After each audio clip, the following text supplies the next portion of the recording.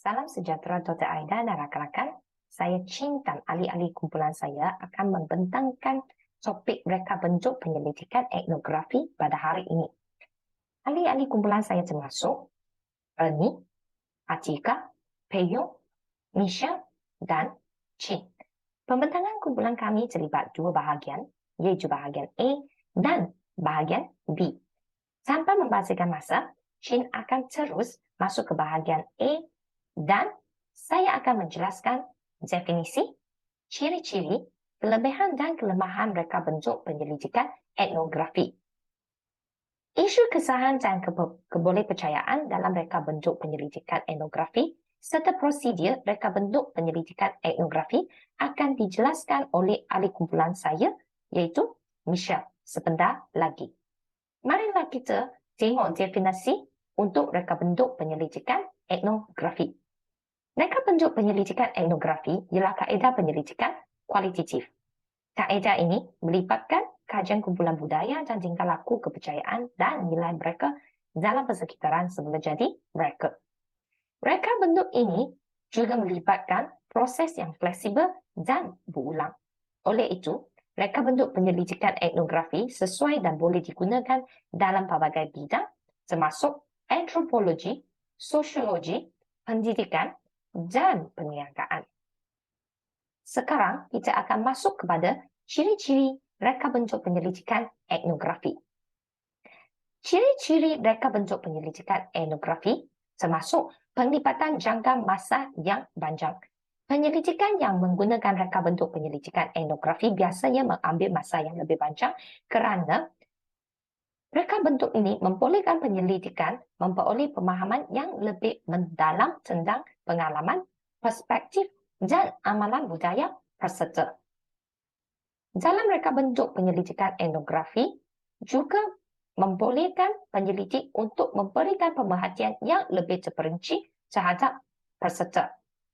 Ini disebabkan reka bentuk penyelidikan etnografi melibatkan penyelidik dalam persekitaran semula jadi peserta dengan memerhatikan tingkah laku, interaksi dan amalan budaya mereka. Selain itu, reka bentuk penyelidikan etnografi juga memberikan pemahaman budaya peserta dan kontekstualisasi. Reka bentuk penyelidikan etnografi menekankan kepentingan pemahaman budaya dalam mentafsir fenomena sosial. Selain itu, pentafsiran fenomena sosial bergantung pada konteks sosial, ekonomi, dan politik yang luas juga. Seterusnya, kita masih ada dua ciri-ciri, iaitu penggunaan pendekatan interaktif menganalisis data dan penekaan kepentingan reflexivity. Reka bentuk penyelidikan etnografi membolehkan penyelidik tidak bermula dengan hipotesis tetapi membenarkan data untuk membimbing analisis. Walau bagaimanapun, penyelidik mesti menyedari kecenderungan dan andaian budaya sendiri terhadap penyelidikan semasa mempengaruhi tafsiran terhadap data. Dan ini telah menekankan kepentingan reflexivity dalam penyelidikan, dalam sesuatu penyelidikan. Seterusnya, kita akan tengok pada kelebihan dan kelemahan untuk reka bentuk penyelidikan etnografi. Kelebihan untuk reka bentuk ini termasuk perolehan pemahaman yang mendalam dari segi pengalaman, perspektif dan amalan budaya peserta, penyelidikan yang fleksibel dan mampu mendapat perspektif yang baru, penyelidikan yang naturalistik dengan mengaji dari segi budaya, tingkah laku, kepercayaan dan nilai peserta. Kelebihan yang paling terakhir ialah penekaan kepentingan kesahihan penyelidikan dengan pengalaman dan perspektif peserta. Sekarang kita akan meneruskan dengan kelemahan bentuk penyelidikan etnografi. Kelemahannya termasuk pengambilan masa yang panjang untuk menjalankan penyelidikan, pentafsiran analisis yang subjektif dan mencabar, kelemahan yang paling akhir iaitu penglibatan saiz sampel yang terhad dan mengehatkan kepercayaan, pentafsiran, analisis. Terima kasih, Chin. Salam sejahtera untuk Aida dan rakan-rakan sekalian. Saya Michelle dan akan bentang tentang isu kesalahan dan kepercayaan kajian etnografi. Sekarang kita boleh nampak ada 4 elemen penting, yaitu kebolehpastian, kebolehpindahan, kebolehpercayaan, dan kredibiliti. Elemen kredibiliti merujuk kepada penemuan penyelidikan adalah munasabah dan boleh dipercayai. Dan kebolehpercayaan adalah sejauh mana penyelidikan boleh direplikasi dalam keadaan yang sama. Bagi kebolehpastian pula, kita akan mendapati terdapat hubungan antara data dan penemuan penyelidikan, manakala kebolehpindahan bermaksud penemuan dapat dipindah ke setting, konteks atau kumpulan lain. Keempat-empat elemen ini adalah saling berkaitan untuk menjamin kesalahan dan kebolehpercayaan kajian etnografi. Tempoh masa bagi kajian etnografi adalah panjang, yaitu dalam beberapa bulan atau sehingga bertahun-tahun. Yang ini membolehkan penyelidik mengkaji secara mendalam. Temubual yang dilakukan adalah dalam bahasa tempatan dan secara bersemuka, manakala pemerhatian dilakukan dalam setting semula jadi dan direkod secara verbatim. Dengan itu, maklum balas yang sempurna dan tepat dijamin. Selain daripada temubual dan pemerhatian, penyelidik etnografi juga mengumpul data melalui analisis dokumen, rakaman, dan lain-lain. Oleh itu, triangulasi kaedah yang meningkatkan kesan kajian digunakan. Di sebaliknya, kesan pemerhati mungkin berlaku. Responden mungkin memberi respon buatan, manakala anggapan pengkaji juga akan mempengaruhi pemerhatian yang direkod kurang tepat. Nota lambangan merupakan sumber data utama. Penyelidik etnografi akan menulis deskripsi yang konkret dan tepat dalam nota lambangan. Ini dapat dijadikan rujukan kepada penyelidik lain tentang proses penyelidik asal. Namun demikian, corak bekerja setiap pengkaji adalah berbeza. Budaya dan pengetahuan sedia ada pengkaji akan menjejaskan cara penulisan nota ke lapangan. Selain itu, peranan sosial pengkaji dalam kumpulan dikaji bergantung kepada kemahiran komunikasi pengkaji. Peranan berlainan dan hubungan dengan responden akan menjejaskan dapatan yang dikumpul. Oleh itu, data yang diperolehi susah dikekal sama. Penyelidik etnografi juga sentiasa menilai semula proses kajian dan produk penyelidikan melalui pengulangan refleksi kendiri dan juga membuat semakan antara ahli. Di sini triangulasi sumber berlaku. Kemudian, seperti yang dikatakan tadi, nota lambangan pemerhatian mempunyai deskripsi yang konkret dan betul-betul apa yang ditutur dalam temubual akan direkod. Ini dapat menjamin kebolehpastian dan kebolehpindahan. Di sebaliknya, jika responden yang dipilih dari kumpulan berbeza, akan mungkin mempunyai ciri budaya, pemahaman, atau sifat yang berlainan. Persekitaran semula jadi dalam kajian juga tidak dapat dibina semula betul-betul, kerana pemboleh ubah serta sifat manusia tidak dapat dikawal. Oleh itu, data memang susah dipindahkan. Sekarang kita tengok macam mana menjalankan kajian etnografi ini. Terdapat 8 prosedur. Mula-mulanya, kita boleh memilih bidang kajian etnografi, iaitu apa dan siapa yang ingin dikaji, dan juga merumuskan soalan kajian yang ingin dijawab dan difahami. Seterusnya, kita harus menentukan lokasi kajian dan jenis kajian etnografi, sama ada pemerhatian pasif, temubual kontekstual, atau kajian arsip. Kemudian, kita boleh mendapat kebenaran daripada lokasi dan responden. Dengan itu, kita boleh mula mengumpul data dalam berbagai bentuk, iaitu pemerhatian, temubual, analisis dokumen, rakaman, catatan lapangan, foto atau peta. Selepas mengumpul data, kita boleh mula menganalisis data dengan berbagai kaedah. Contohnya pengakutan, penyusunan, pengasihan, dan lain-lain.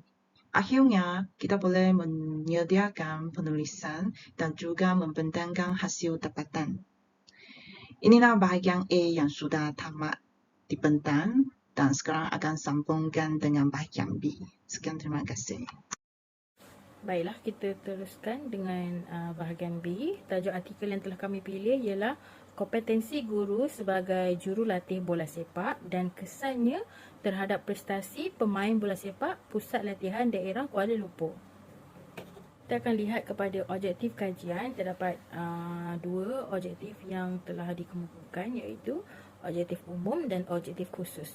Objektif umum ialah mengenal pasti sejauh mana tahap kompetensi jurulatih dari kalangan guru dapat memberi kesan terhadap prestasi pemain bola sepak Pusat Latihan Daerah PLD di Kuala Lumpur. Manakala objektif khususnya ialah mengenal pasti apakah jenis-jenis tahap kompetensi sedia ada jurulatih bola sepak dari kalangan guru PLD di Kuala Lumpur.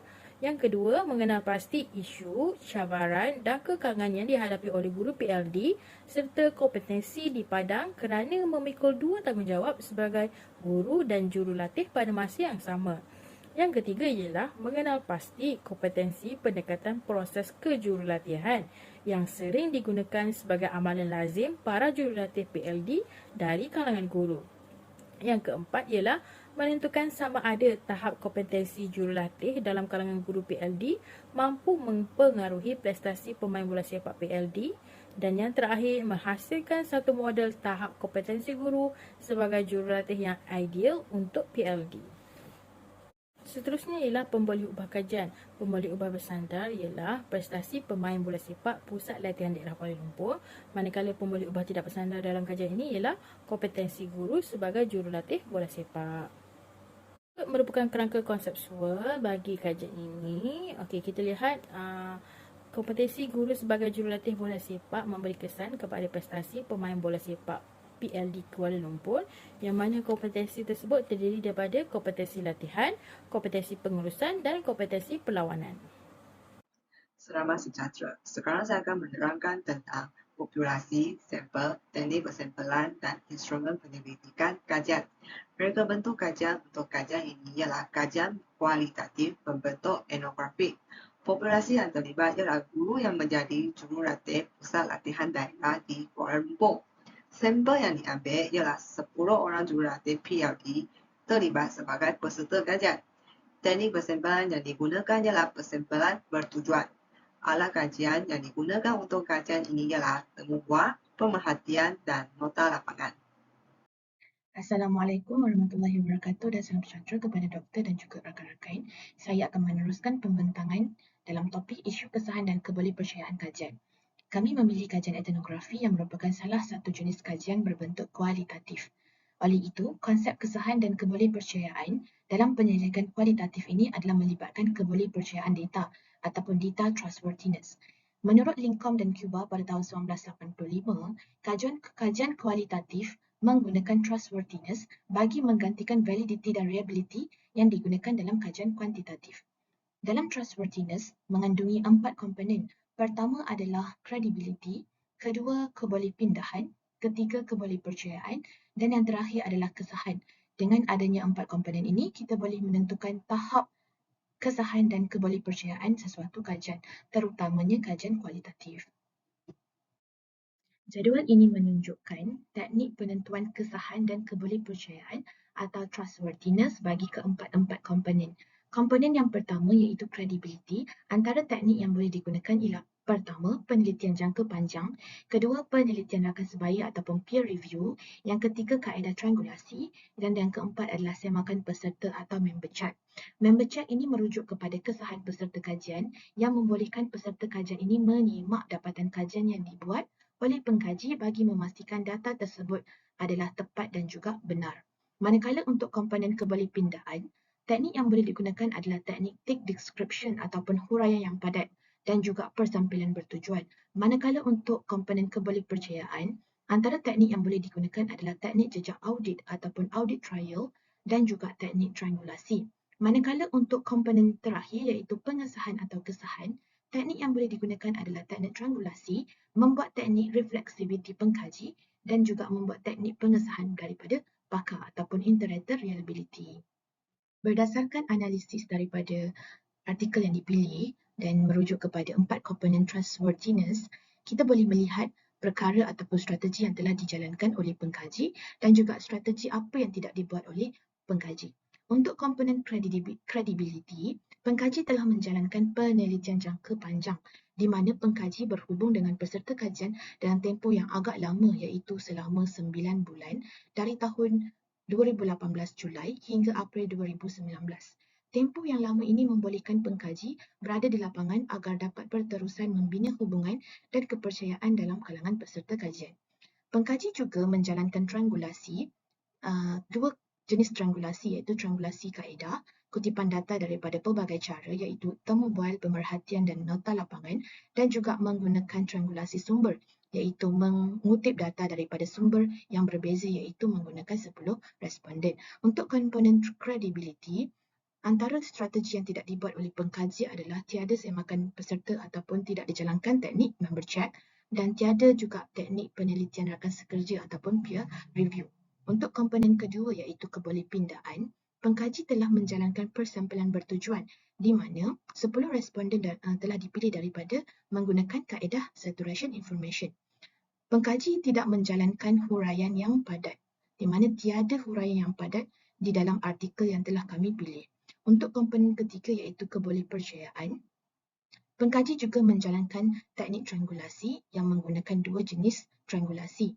Dan untuk komponen ini, pengkaji tidak menjalankan jejak audit ataupun audit trial. Audit trial adalah satu teknik kebolehpercayaan yang dilakukan oleh juru audit luaran untuk memeriksa kronologi kajian dan memberi komen kepada proses kajian yang dijalankan sebagai amalan yang diterima umum. Audit ini, jejak audit dilakukan dengan cara mendokumentasikan proses yang dijalankan melalui penulisan jurnal dan memo, penyimpanan log terhadap semua aktiviti, membentuk kronologi pengumpulan data dan merekod prosedur menganalisis data dengan lengkap. Untuk komponen terakhir iaitu kesahan, pengkaji juga menggunakan teknik triangulasi manakala pengkaji tidak menggunakan sebarang teknik reflexivity pengkaji dan juga tidak membuat semakan daripada pengkaji lain dan juga tidak menjalankan pengesahan daripada pakar. Berdasarkan analisis keempat-empat komponen trustworthiness daripada artikel yang telah dipilih, saya boleh simpulkan bahawa banyak teknik atau strategi untuk menentukan kesahan dan kebolehpercayaan atau trustworthiness tidak dilaksanakan oleh pengkaji. Contohnya, pengkaji tidak menjalankan teknik member check, tidak menjalankan teknik jejak audit dan juga tiada pengesahan daripada pakar-pakar. Ini menjadikan kajian ini mempunyai tahap kesahan dan kebolehpercayaan yang sederhana. Oleh itu, saya mencadangkan kepada pengkaji untuk melakukan teknik-teknik tersebut bagi membantu meningkatkan kesahan dan kebolehpercayaan trustworthiness sesuatu kajian.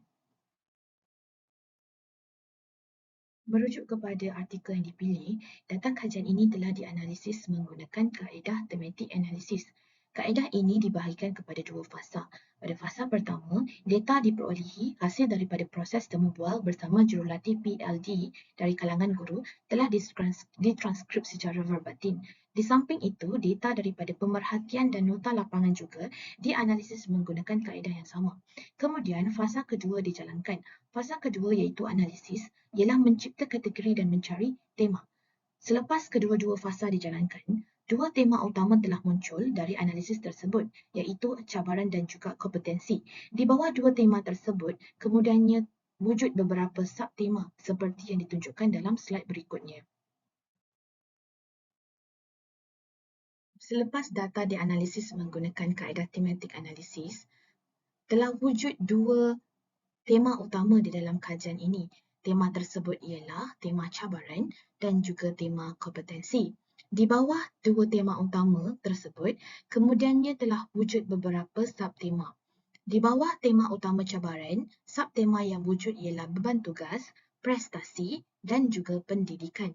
Manakala di bawah tema utama iaitu kompetensi, terdapat subtema iaitu latihan, perlawanan dan juga pengurusan. Sekarang saya akan membincangkan dapatan dan perbincangan kajian. Dalam kajian ini, pengaji merumuskan dapatan kajian kepada 3 tema utama, iaitu cabaran yang dihadapi oleh guru, kompetensi pendekatan proses kejurulatihan yang digunakan, dan laluan pembangunan kerjaya guru. Cabaran-cabaran yang dihadapi oleh guru adalah seperti beban tugas, prestasi, dan pendidikan kejurulatihan. Dalam sub-tema beban tugas, guru bukan sahaja melakukan tugasan hakiki seperti mengajar, tetapi turut menjalankan kerja-kerja pengkeranian. Kerja-kerja yang terlalu membebani telah menyebabkan guru menjadi sangat tertekan. Selain itu, cabaran yang akan dihadapi adalah meningkatkan prestasi pemain dan pasukan. Apabila guru cuba meningkatkan prestasi pemain dan pasukan, guru akan menghadapi kekangan seperti kritikan, kemudahan latihan ataupun dana, kualiti masa bersama keluarga dan lain-lain. Khusus kejurulatihan yang tidak mencukupi turut menjadi cabaran bagi guru. Khusus kejurulatihan peringkat tinggi adalah jahat akibat yuran yang sangat mahal. Guru juga perlu bersaing dengan bekas-bekas pemain untuk menjadi jurulatih di peringkat yang lebih tinggi. Seterusnya, marilah kita tengok kompetensi guru yang mampu meningkatkan prestasi pemain dan pasukan. Kompetensi termasuk 3 jenis, iaitu kompetensi latihan, pengurusan, dan pasukan. Kompetensi latihan termasuk periodisasi, program latihan, modul latihan, pedagogi, dan sebagainya. Inilah merupakan proses-proses yang mampu dijalankan untuk meningkatkan prestasi pemain. Dalam kompetensi perlawanan, kebanyakan jurulatih menggunakan teknologi terkini untuk membantu pemain bersedia untuk menghadapi pertandingan. Teknologi yang digunakan termasuk analisis perlawanan, video atau data pasukan lawan. Kompetensi yang terakhir ialah kompetensi pengurusan yang terbahagi kepada masa, psikologi dan sumber manusia. Dalam kompetensi ini, jurulatih yang dapat merancang dan mencapai apa-apa yang dirancang dapat membantu seseorang jurulatih itu untuk bersaing dengan jurulatih yang lain. Gaya pembimbinan jurulatih yang betul juga dapat memastikan keberkesanan, mengawal dan menguruskan atlet dan pasukan serta memberi impak kepada prestasi atlet dan pasukan. Oleh itu, kompetensi pengurusan yang baik dapat membantu guru menjalankan tugasan serentak. Sekiranya guru mampu mengenal pasti cabaran yang dihadapi serta menghadapi cabaran dengan kompetensi yang dinyatakan, guru tersebut akan mencapai laluan pembangunan kejayaan yang baik sebagai seorang jurulatih. Dalam kajian ini, peserta kajian dari Pusat Latihan Daerah di Kuala Lumpur berjaya mencapai peningkatan sebagai jurulatih. Mereka menjadi jurulatih pasukan remaja kebangsaan dan telah melahirkan beberapa pemain yang berjaya mewakili pasukan yang bertanding di dalam Liga Super dan Liga Premier Malaysia serta mewakili negara.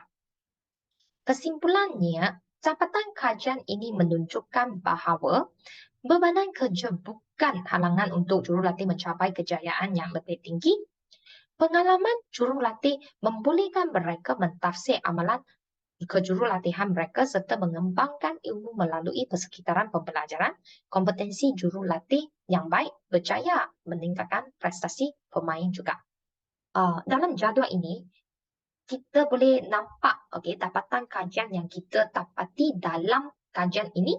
Selain itu, kajian yang dijalankan ini juga boleh dapatan kajian yang didapati ini juga boleh dicari dalam kajian yang dijalankan oleh Karim, Razak dan Nazalan pada tahun 2018 serta kajian yang dijalankan oleh Crotzen pada tahun 2010. Terima kasih. Selamat sejahtera. Sekarang saya akan teruskan dengan implikasi dan penyelidikan masa depan. Kajian ini boleh dilanjutkan demi melihat kesan perkembangan profesional jurulatih bola sepak di Pusat Latihan Daerah Kuala Lumpur dalam memengaruhi prestasi pemain pada masa jangka panjang. Kajian ini boleh melibatkan tinjauan mengenai peluang pembelajaran berterusan, peningkatan kompetensi dan kesan program pembangunan profesional terhadap prestasi pemain. kajian masa depan yang membandingkan dengan pusat latihan yang lain. Kajian perbandingan antara pusat latihan daerah Kuala Lumpur dengan pusat latihan lain yang mempunyai konteks yang sama. Ini dapat membandingkan kompetensi jurulatih, pengajaran dan prestasi pemain antara pusat latihan yang berbeza dan mengenal pasti faktor-faktor yang mempengaruhi prestasi. Seterusnya, kajian yang dijalankan juga boleh melibatkan pusat latihan bola sepak antarabangsa. Ini akan memberi peluang untuk membandingkan kompetensi guru antarabangsa dengan kompetensi guru di pusat latihan daerah Kuala Lumpur serta menggegarkan pemahaman keluarga mengenai faktor-faktor yang mempengaruhi prestasi pemain. Akhir sekali, kajian untuk masa depan boleh untuk menilai keberkesanan program latihan yang diberikan oleh guru atau jurulatih bola sepak di pusat latihan daerah Kuala Lumpur dengan melibatkan pengumpulan data prestasi sebelum dan selepas program. Kajian dapat menilai sejauh mana kompetensi guru dan program latihan mempengaruhi peningkatan prestasi pemain. Sekian, terima kasih.